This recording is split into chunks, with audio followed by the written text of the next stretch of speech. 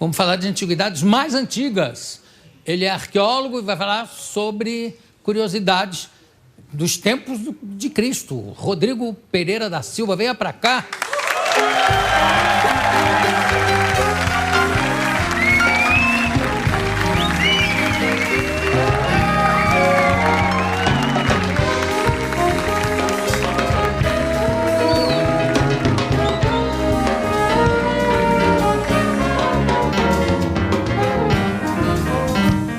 Eu tô vendo que você trouxe uma... Que bonito isso. Eu tô vendo que você trouxe uma série de antiguidades, antigas, inclusive. Sim. Fala um pouquinho, deixa eu mostrar o seu livro antes daqui, Escavando a Verdade, Arqueologia e as Incríveis Histórias da Bíblia, pela editora... Casa Publicadora Brasileira. Fala de novo? Casa Publicadora Brasileira. Mas que voz impressionante. Isso é uma voz... Hein? Se tiver um emprego aqui... Nossa, claro. Isso é uma voz dos tempos de Cristo ainda. Deus, você dava um bom Deus para falar. Não dava, não? Não, só a voz. Ninguém ia resistir se eu usasse meus poderes para o mal, então é melhor não. Tcharam! Quando é que surgiu o seu interesse aqui pela arqueologia? Coincidentemente, até você anunciou que um dos grupos que estão aí é o pessoal da FAI. Eu estava fazendo doutorado em teologia lá. E então, quando a gente foi para Israel a primeira vez, eu comecei a me empolgar pela coisa e depois eu fiz uma especialização na Universidade Hebraica. Fiz o curso ali. Depois que eu terminei o doutorado, eu fiz um pós-doutorado em arqueologia bíblica pela Andrews. E gostei da área. Eu fiz as escavações em Israel, na Jordânia, no Sudão. E agora, recentemente, encantado aí, eu fui para a USP e estou terminando o meu segundo doutorado em arqueologia clássica lá. É uma área fascinante, viu? Eu vou explicar esse xixi, pra você não ficar assustado. Não, eu não estou assustado. Aqui nada mais me assusta. Caneca falar comigo, eu respondo. Esse xixi é o seguinte, tem alguns alunos aqui do NASP, lá de onde eu dou aula, e tem essa malícia que eles falam que gostaram. Então faça um shh pro Jô. É isso aí, viu? Então fica assustado.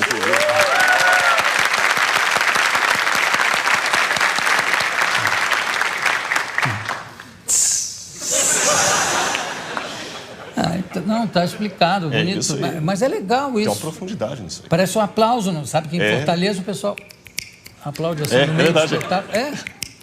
Quer ver? Façam isso aí, olha aí. Não é bonitinho? Para não atrapalhar o espetáculo. Aplaudem no meio do espetáculo. Mas, então, escavando a verdade. Mas você trouxe uma série de objetos aqui que datam dessa época? Alguns até, sim, a maioria é do tempo de Cristo. São os 2 ou 3 que são mais antigos. Apenas esclarecendo, Jô, essas peças, porque quem está assistindo, não é uma questão de colocar uma picareta, ir a Tel Aviv e fazer buraco e trazer. Essas peças fazem parte do Museu de Arqueologia do NASP, tem autorização do governo de Israel para estar no Brasil, não é nada clandestino, e com exceção de uma, todas as outras são originais. Só uma que é cópia, que é réplica. Alex, faz um favor, vem aqui atrás e vai passando para mim, para eu ir falando. Cuidado para não quebrar esse troço. Tudo bem, hein? Aqui, por exemplo, essa está até com... Isso é o numeral que a gente tem lá, exatamente, do museu. Eu pensei que era preço. Isso aqui de que época é? Isso aqui é do tempo de Cristo e faz parte com esse aqui. Por quê? Vou colocar junto com a sua canequinha. Não, pode botar. Posso botar aqui? Seguro. Tá. Pronto. Isso aqui é caneca para servir vinho. Então, quando o pessoal falou da Santa Ceia de Cristo, você colocava o vinho aqui e bebia aqui. O curioso é que as pessoas bebiam no mesmo copo. Era uma questão de confraternização. E comiam também no mesmo prato. Não tinha um para cada um? Não tinha um para cada um. Aliás, eu passei uma situação no Sudão, quando eu estava com os beduínos ali. Eu fiquei 15 dias com eles no deserto de Baiuda, que faz parte do Saara. E na hora de comer, ele trazia a comida e só um prato, sentava no chão. E todo mundo comia com a mão. Com a mão. E é ofensivo se você recusar comer com o outro. Porque no deserto a comida é rara. Então, oferecer água ou comida para alguém, dizer que você gosta muito daquela pessoa. Puxa, eu acho graça a isso que tem muitas civilizações, muitas tribos, etc., onde é ofensivo qualquer coisa que você fala que não quer, né? Exatamente. É porque come aqui esse vômito. Não, obrigado. Então você não... É verdade. Você realmente é contra a nossa cultura. Exatamente. Você não está comendo um vômito tão bem lambido? Já sei, tá achando velho. Vou fazer um para você agora. Eu fiquei até preocupado com o que tem aqui dentro, viu, depois dessa. Não, fica tranquilo. Agora é engraçado porque como é que se chama isso aqui? Isso é como se fosse uma ânfora, uma né? ânfora, uma ânfora, né? para colocar ela vinho. O cara, quando pega, já pensa que está bêbado, porque ela, olha só, ela não para quieta, fica... É interessante, quase todas têm essa base, e sabe por quê? Eles fixavam no chão para manter conservada a bebida. Não tinha, na época, claro. Geladeira e tudo mais. Aí servia aqui, e todo mundo, o anfitrião primeiro bebia e todo mundo bebia junto. Exatamente. Quer dizer, os anfitriões tomavam a baba do primeiro. A baba do primeiro. Agora, o cara queria sempre ser o primeiro. Opa, primeiro eu. Uma curiosidade que ainda tem até hoje. Quando a pessoa roubava, fazia alguma coisa, que eles cortavam a mão, porque tem uma coisa. Se alguém estiver no Oriente Médio, jamais estenda a mão esquerda para um muçulmano, por exemplo. Porque a mão esquerda é para limpar o corpo. A direita é para tocar na comida. Então, se alguém roubasse, fizesse qualquer coisa assim, eles cortavam uma das mãos, porque ele seria obrigado a tocar na comida com a mesma mão que limpava o corpo. Se tornava nojento comer com ele. Ele ficava excluído. Então, essa questão de cortar as mãos tinha essa exclusão. Enquanto estava todo mundo comendo junto, ele ficava lá. Da mão, né? Sim, já duas... Matéria de exclusão. Exatamente. Se roubasse muito, eram as duas mãos. As duas mãos. Se estuprasse? Bom, nem se fala. Agora, imagina essa lei... Hoje aqui, no Brasil. Né? Imagina essa lei aqui dentro. O que ia ter agora de maneta... Enfim. Bom, aqui o que mais? Vai passando para mim, Alex. Bom, aqui nós regressamos bastante, já que você perguntou o tempo de... Essa é a réplica que eu trouxe, é a única cópia, o resto é o original. Que coisa interessante. Uma carta de 4.000 anos. Isso é o período que a gente chama período do bronze, em arqueologia, data anterior ao ano 1200 a.C. Essa é uma cópia, no original, de como seria uma carta nos tempos de Abraão. E esse é o envelope. Eles colocavam e estavam juntos. Agora, já que eu mostrei isso, é interessante que esse aqui é original. Esse é original, é um recibo da mesma época. A venda recibo? Recibo. Para bater imposto de renda. Sério. Esse é de Ur, dos caldeus, época de Abraão. Eles doavam para o templo vaca ou algum animal para sacrifício. Então o sacerdote, o patese, fazia o recibo e ele guardava para bater imposto de renda que já existia em Ur dos caldeus por volta de 2.000 anos antes de Cristo. Isso aqui, o que? Isso aqui esse aí é sumeriano. Em sumeriano, mas não é, isso aqui não é um recibo de imposto de renda. Não, isso é uma carta comercial. Se esse fosse um recibo de imposto de renda, isso aqui sonegava. Sonegava, com certeza. Você vê um é recibo, outro é uma carta. E fora o envelope. E aqui é... O envelope. Então colocava e lacrava com um selo e a pessoa que recebia tinha certeza que ninguém leu antes dele porque estava lacrado. Você só abriu uma vez. Então, aqui, Alex, pega mais umzinho, obrigado. Essa é uma lâmpada... Olha o recibo. Esse é um recibo, também em sumeriano. E esse é autêntico? Esse é autêntico, esse é original. Você achou numa escavação? Não, esse foi doado pelo professor Paulo Borck, que nós até demos o nome do museu para ele, da coleção dele. Na verdade, do que a gente escava, não dá para trazer. E são peças que já foram escavadas e o governo doa, ou no caso desse aí foi uma coleção particular. Aqui o que é? Essa é uma lâmpada dos tempos de Cristo. Colocava o azeite nesse buraco maior. Aqui, azeite né? de oliva. E aqui o que? Um pavio? Aí era o pavio, acendia e iluminava a casa. Então, quando Cristo fala na Bíblia, vós sois a luz do mundo, ele estava se referindo a isso aí. Quando compara a Bíblia, lâmpada para os meus pés e a tua palavra, numa época de plena escuridão, não havia energia elétrica, isso aí que salvava a situação das pessoas. Me explica, tinha um lâmpada, isso aqui chamava lâmpada. Lâmpada. Tinha maiores do que essa? Tinha algumas maiores. As lâmpadas, inclusive, mudam de época para época. As lâmpadas nos ajudam em datação, na seriação. A lâmpada do tempo de Cristo é diferente da lâmpada do período grego de Alexandre o Grande. Que já era mais... Alexandre está antes, 300 anos. Mas já era maior? Não. Até as maiores, por incrível que pareça, eram do período da Idade do Bronze. Eu não trouxe nenhuma aqui, mas elas eram desse tamanho. Agora, havia aquelas tochas também, maiores, mas lâmpadas mesmo, no máximo desse tamanho assim, não mais do que isso. O que se usava nas tochas? Nas tochas também, às vezes, usava, depende do local. Em muitos lugares usavam azeite de oliva. Porque, por incrível que pareça, ele mantém a chama. Nos lugares como o Iraque, por exemplo, eles já usavam betume e material de petróleo que era inflamável e já era usado desde a época da Babilônia Antiga para, por exemplo, fazer argamassa para tijolo ou para também manter as lâmpadas funcionando. O negócio e as tochas, eu fico muito impressionado. Quanto tempo uma tocha continuava acesa? Geralmente não era muito tempo, não, porque a tocha era mais para iluminar um caminho rápido, né? Isso era mais para uma casa e havia uma coisa interessante. Não havia muito a vida noturna que nós temos hoje. As pessoas dormiam cedo. Quem estava de noite ou eram ladrões, ou eram soldados dificilmente você tinha um cidadão comum de noite. Ou se fosse uma festa, um part-time, isso acontecia no palácio, não havia, as tabernas eram poucas, não havia muita proibição disso. Tinha horário de verão na época, não? Não, o horário de verão foi inventado por Abraham Lincoln, né? Não, desculpa, Benjamin Franklin. Benjamin Franklin. Você falou o negócio do horário noturno, o que obrigava um pouco as pessoas a serem mais diurnas é exatamente o negócio da iluminação, exatamente, né? era muito perigoso. No Saara, eu senti não, isso. E também não apagou a luz, escurece, não tem nada pra você não vê nada, porque aqui, por mais que apague a luz, teve um blackout num bairro, mas as outras casas estão iluminadas. Você vê um pouco e tudo. Ali não, só se houvesse uma lua cheia. Fora isso, não se via nada. E o céu 5 vezes mais estrelado foi a oportunidade que eu vi lá no Saara. Quer dizer, quem tivesse um horário destrambelhado, como eu, que dorme tarde e acorda tarde, ia ter que ficar lendo a luz de candeeiro. De candeeiro, de lâmpada. De lâmpada. Vamos lá, vamos em... Aliás, também aproveitando você aqui, já pulando de época, na Idade Média usavam muitos arqueiros, famosos arqueiros ingleses que usavam o arco longo, né? Com isso ganharam todas as grandes batalhas, mesmo sendo inferiorizados em número. Tinha um negócio das setas incendiárias. O que passava ali na ponta da seta? Eu sei que enrolavam com pano, mas passavam o que também? Betume? Geralmente betume, eu ia falar isso. Geralmente era o betume. Eles traziam betume, só que na região do Oriente Médio não havia muito as setas incendiárias. Não, eu sei não. É mais na Europa, especialmente no período das cruzadas. Exatamente. Especialmente no período das cruzadas. Aí sim, aí eu tenho que voltar para o Oriente Médio, porque as cruzadas faziam isso, né? Passavam betume, aquele óleo ali, e às vezes também óleo fervente que eles jogavam. Tanto é que as cidades, as portas nunca eram assim, elas sempre faziam um L, para dificultar a entrada, por exemplo, de um ariete, alguma coisa assim. Agora, uma coisa que eu soube histórica é que o famoso Ricardo Coração de Leão, né, foi rei da Inglaterra, líder de uma das cruzadas, líder dos cavaleiros ingleses, era gay, tinha caso com o rei da França, com o Filipe. Foram para as cruzadas para ficar namorando lá em paz, porque...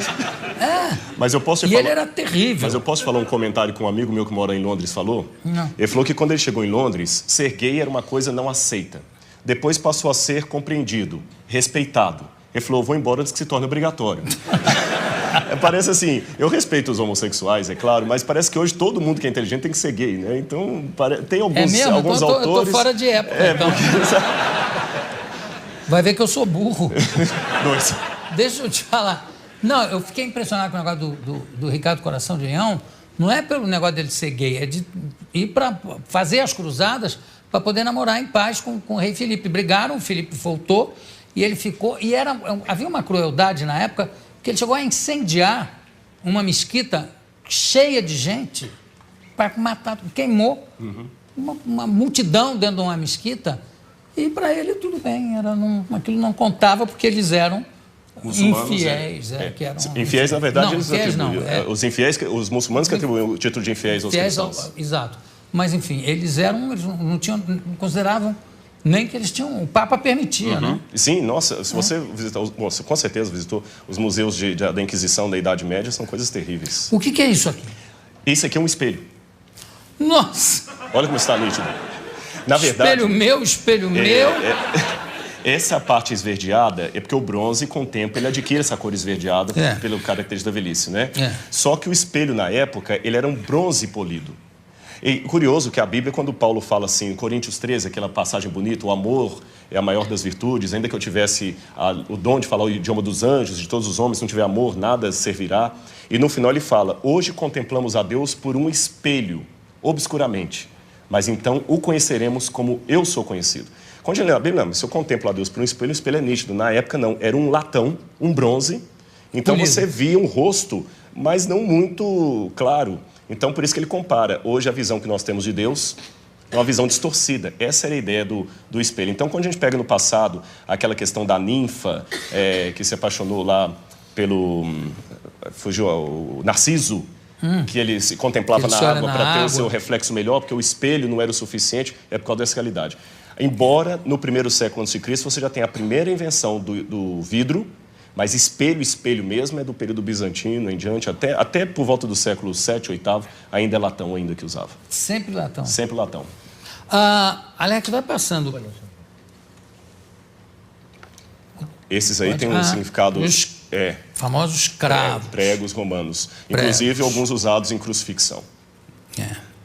Mas está lavado e tudo, né? Sim, sim.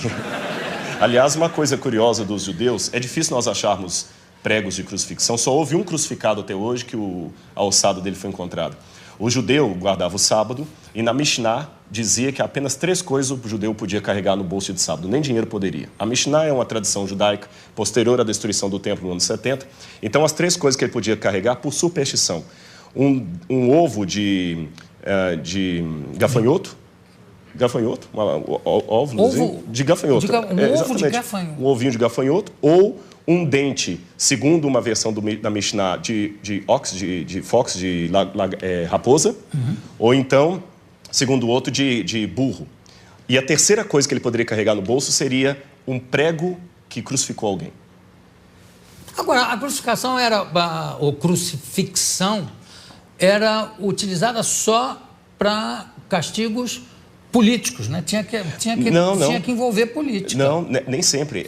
Também ladrões ladrões eram condenados à morte por crucifixão. Tudo bem, mas ladrões que agiam contra os romanos. Tinha sempre um envolvimento político no sentido de que eram ladrões que agiam contra o Império Romano. Na verdade, a crucifixão foi aperfeiçoada pelos romanos, mas não inventada por eles, né? Os cartaginenses já usavam. Antes deles, no Império Assírio, para você ter um empalamento. Na verdade, no período de Cristo, era mais difícil dizer que cultura não crucificava. Os judeus eram uma exceção, que eles apedrejavam. Tinha muito crucificado, né? Sim.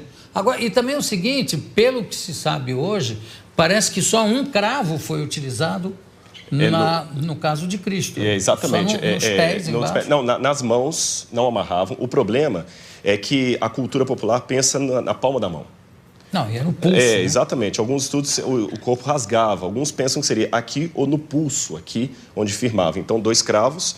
E no pé, você poderia ter um cravo atravessando os 2, um de cada. A Bíblia não fala quantos eram os cravos. Essa questão de 3 cravos é mais uma questão teológica posterior da Idade Média, para significar a Trindade. Como tudo sobre a época, né?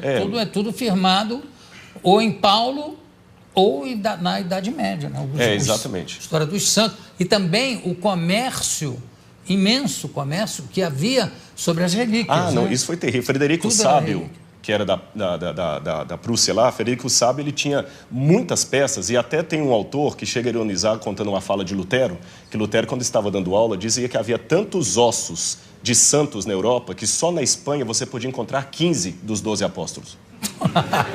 Ô, William, chama a vinheta que nós vamos continuar aqui, que ainda tem muita coisa para mostrar. Alex, desculpa estar te utilizando aqui. Solta lá a vinheta.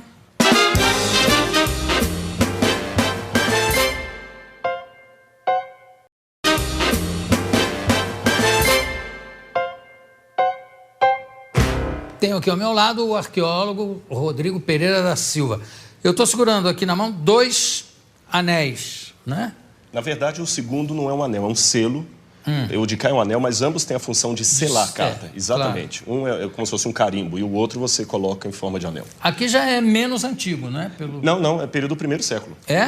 Todos 2 são do 1º século, da época de Cristo. E as moedas aqui? Todas são do 1º século também. Essa, na verdade, é a dracma de prata. Foram 30 moedas dessa. Essa está mais bem preparada, né? Essa aqui está mais escurecida. São a dracma de prata. São 30 moedas dessa que Judas ganhou para trair Cristo. 30 dracmas de prata, como a Bíblia coloca. E você tinha outras moedas de bronze. São de valor inferior. O que valorizava a moeda era o material do que ela era feita. Você tinha moeda de prata, ouro, bronze e de ouro. Não é isso? E aqui, bom, não dá para a gente pegar coisa por coisa, mas aqui são uma pá... Na verdade, é uma chave... Aqui é um pente, ou não? Uma chave. É uma chave? Uma chave romana. Uma chave romana. O tamanho da fechadura. Então você tem chave... Isso é uma chave. Aquilo é uma concha romana. E ali é uma ponta de lança. Uma ponta de lança romana. E aí você tem objetos de perfume que geralmente a gente encontra em túmulos. Certo. Agora vamos falar um pouquinho das espadas que estão aqui. Sim. Posso pegar aqui, então? Pode, claro. Eu tenho... Essa aqui é uma réplica. Sim. Se quiser pegar, é um pouco pesada. Claro que se tivesse... Essa é uma réplica. Essa é uma espada como se fosse um centurião romano. Você nota que ela tem o brasão de Júlio César aqui, não é isso? É. E então essa espada toda enfeitada era dada para alguém que era um centurião. Ela era comandava pesada. 100 soldados. Exatamente, uma centúria. Ela não era de ficar espadachim, não. Aquilo ali já é do período da França. Não, isso era na base da espada mesmo, da porrada. Exatamente. Essa aqui já é original. Agora, o peso dela era esse? Exatamente. O peso essa é uma era réplica, esse? Exatamente. É pesado isso aí. Quer dizer, eu sei que precisa... Bom, eu já peguei espadas aí do período medieval, aquelas espadas longas, que também para segurar precisa de 3 braços. Sim. E o cara ainda cheio de armadura. Tem isso que você fala, tem armadura, tem o peitoral, tem o capacete que pesa. Realmente, e essa aqui é original? Essa é original, só que essa é bizantina. Essa data mais ou menos ali do 4º século depois de Cristo. Mas ela é mais romana leve também. que essa. É mais leve, porque essa é de um soldado raso. Ah, porque era por peso? Era por peso, exatamente. Então eu era imperador então, lá, se é por peso... Para o sujeito chegar a esse nível aqui, tinha muitos pesos a passar, viu? Isso aqui era de um soldado raso. De um soldado raso. Um soldado que estava em início de combate ainda, estava... Quando é que há uma mudança significativa e que faz com que haja uma mudança de domínio também, de império, de uma arma... Porque antes as espadas eram de bronze. Você tinha um período do bronze, exatamente. E depois... Depois tem o período do ferro. No período do ferro, já acabam com a civilização do bronze, né? Com espada. Ainda havia grupos, por exemplo, você encontra no período do ferro, Israel, por exemplo, quando a Bíblia fala das lutas de Israel, Israel não tinha as armas de ferro. Quem dominava a cultura do ferro eram os filisteus, que ficavam onde hoje é a faixa de Gaza. E ganhavam, claramente, que o aço... Você dá uma batida... O metal de um é mais forte que o metal da outra. Já quebra outra. Tanto é que tem uma coisa curiosa na Bíblia, que conta que quando Davi foi combater com Golias, o rei Saul deu a armadura dele para Davi, porque eles não tinham armadura, o exército de Israel. Então havia...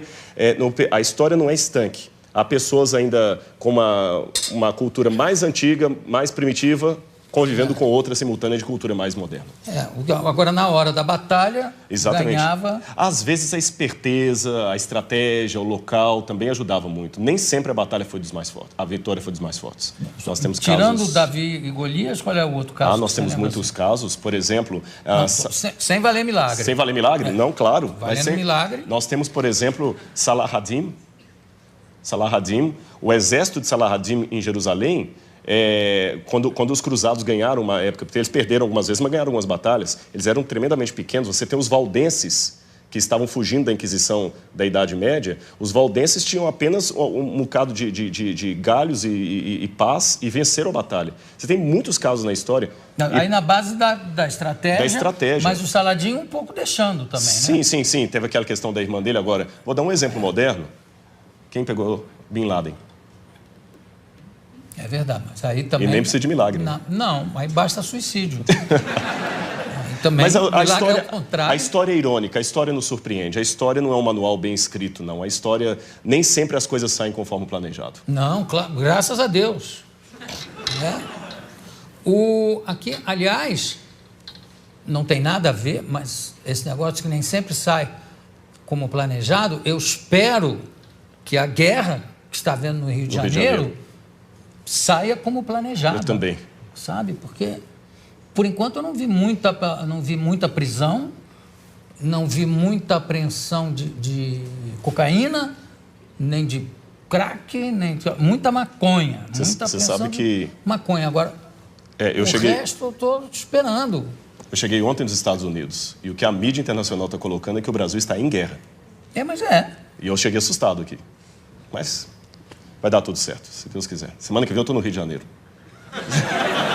É verdade, eu vou dar uma palestra lá em Botafogo. Conto com você. Eu vou levar a espada. Isso, claro. Vamos falar Parece que só foi encontrada uma ossada... de um crucificado. De um crucificado? Uhum. E como é que ele estava o quê? Sem buraco, sem furo nas mãos? Não, foi... Porque amarravam... os braços também, né? A questão do amarrar hoje está sendo questionado, porque não temos nenhum relato antigo que menciona isso. Foram as reconstituições renascentistas que falavam disso, mas nós não temos nenhum relato romano que amarrava os crucificados. Tudo bem, mas esse que encontraram? Esse que encontraram foi o seguinte: depois da Guerra de 6 Dias em Israel, em 1968, a Guerra de 6 Dias, em 1967, eles estavam fazendo uma terraplanagem num bairro no subúrbio de Jerusalém chamado Givat HaMevitar. E os tratores bateram em ossários. ou caixões de pedra. Sim. E nos ossários, geralmente, você tem os ossos da pessoa e o nome escrito lá de fora em alguns deles. E estava o nome Yohanan ben Hagakol. Ah, sim. Aliás, essa descoberta já... Não, a descoberta já tem algum tempo. Tem.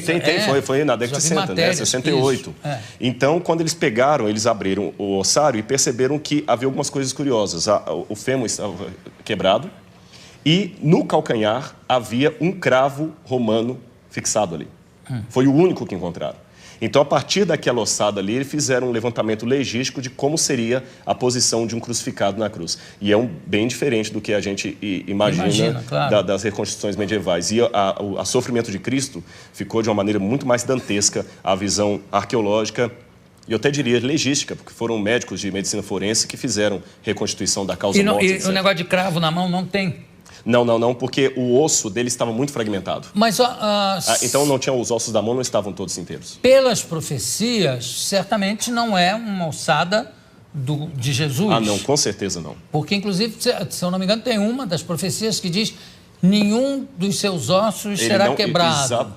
E não conhecerá a corrupção. E nós temos evidências. Eu sei que muitos historiadores hoje negam a ressurreição de Jesus, pensam que é uma teologia, mas eu digo, com base histórica, a ressurreição de Jesus aconteceu e nós temos muitos elementos históricos para afirmar isso, a despeito do questionamento de muitos historiadores. Mas sobre a ressurreição? Sobre a ressurreição. Mas qual é o dado histórico que pode haver sobre a ressurreição? Claro que é uma questão de fé. Para mim é uma questão de fé. A própria forma como os relatos evangélicos estão não demanda uma propaganda. Porque o que é uma propaganda? Uma propaganda, às vezes, você mascara, enfeita uma coisa para vender um produto. Aqueles discípulos estavam, em primeiro lugar, sofrendo perseguição e abuso por causa daquilo. A ressurreição era uma única doutrina da antiguidade que ninguém aceitava. Eles aceitavam a história de Platão, que a sua alma ia para o Éon, podia aceitar a história de Pitágoras, que você transmigrava a alma de um corpo para o outro, ou então ficar com os epicureus, que morreu, acabou. Mas ressurreição... A reencarnação exatamente, a transmigração de almas está ali perto. Exatamente, alguns judeus aceitavam a reencarnação.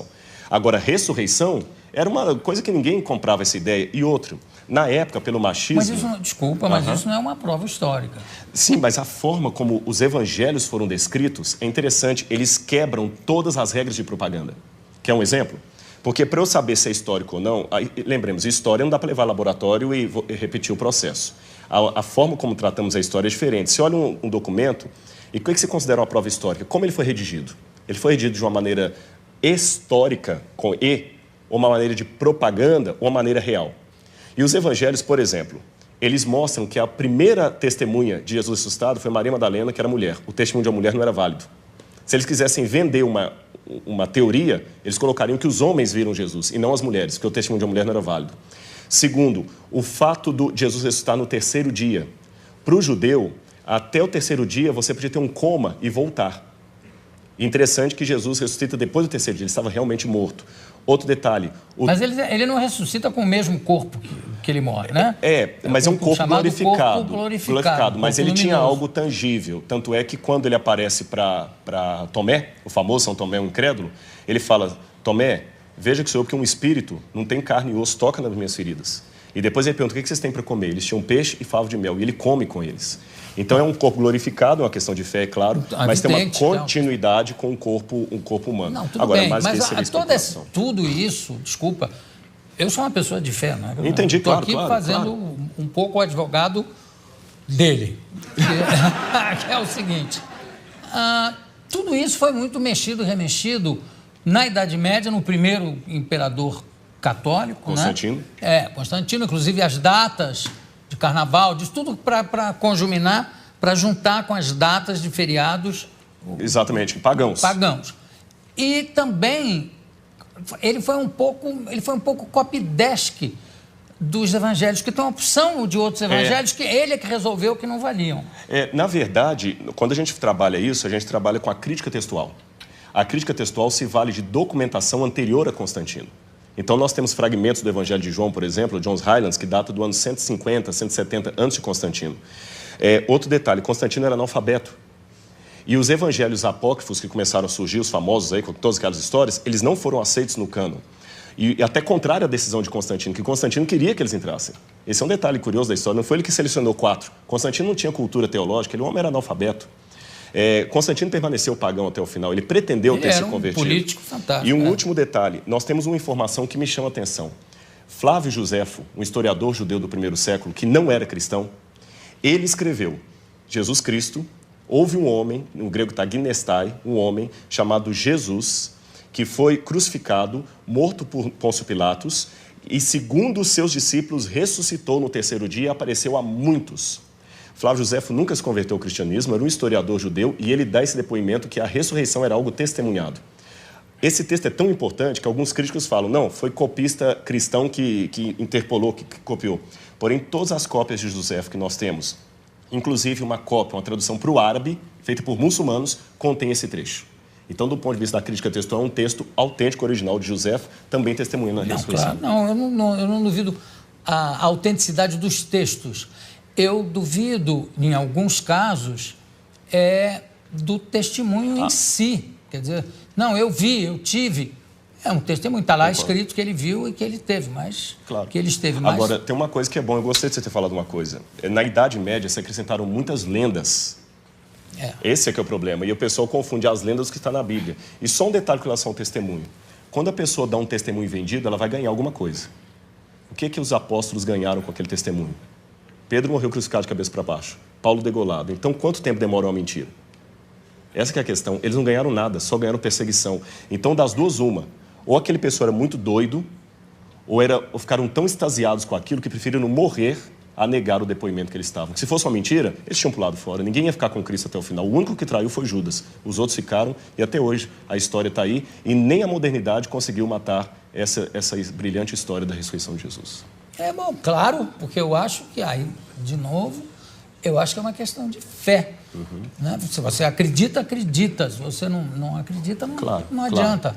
Eu acho que não se pode provar a fé, graças a Deus, não se pode provar a fé cientificamente, não tem como. Claro. Concordo, exato. Agora, e tem as lendas, tipo aquela que diz que Jesus, depois que ressuscitou, reuniu os discípulos, subiu numa pedra e disse, foi subindo enquanto dizia, adeus mundo, de 1000 passarás, 2000 não chegará. A 2000 não chegarás. E subiu. Eu queria saber como é que fica isso rimando em hebraico ou em aramaico. E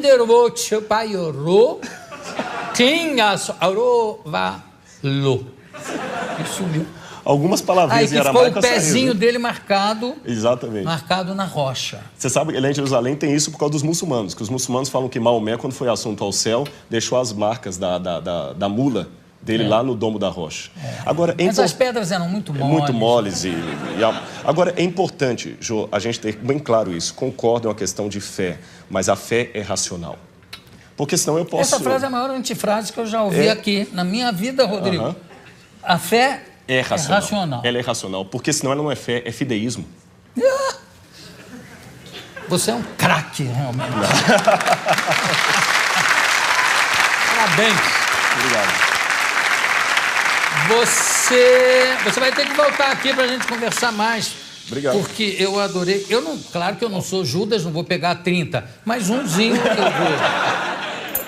Eu conversei aqui com Rodrigo Pereira da Silva. Também adorei.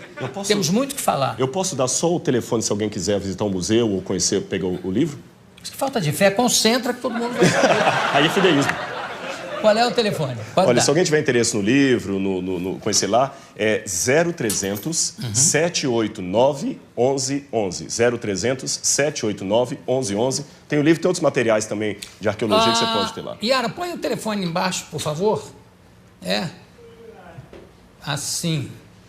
E claro que fica para mim o único mandamento realmente que fica, o mais importante de todos é amai-vos uns aos outros como eu vos amei. Porque se fosse isso, não tinha guerra, não tinha... Concordo. Né? Exatamente. Mas, enfim.